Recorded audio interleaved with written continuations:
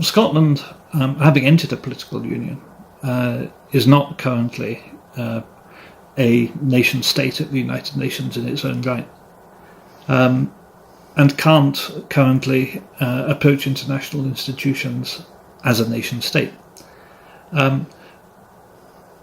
It is open to those seeking to represent the Scottish people as a nation, which is currently incorporated in a political union with which it is no longer happy.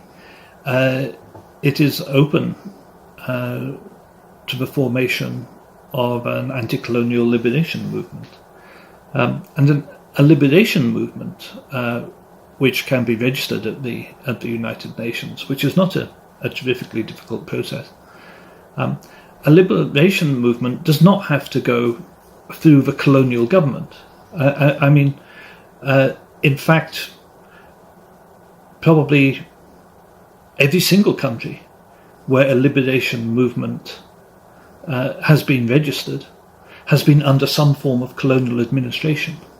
And the liberation movement has never been the colonial administration. So by definition, the Scottish government, which is a colonial administration of Scotland, would not be the liberation movement that the United Nations recognises.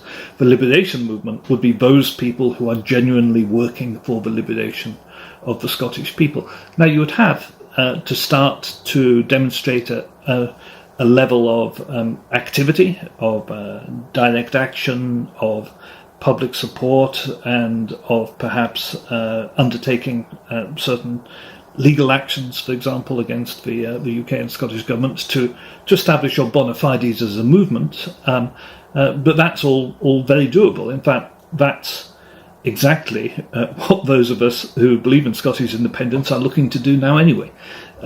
So I think the idea of getting representation at the United Nations initially as a liberation movement, and then using that way in to take the question of Scottish independence to a General Assembly, is a workaround. Of course, it would be better to do all these things through the Scottish government, but I'm afraid to say that it's my genuine opinion, after close and detailed study, that the Scottish government themselves are much more interested in the perks and benefits of being a colonial administration than they are actually in achieving independence. So we have to form a liberation movement against not just Westminster, but against the colonial government.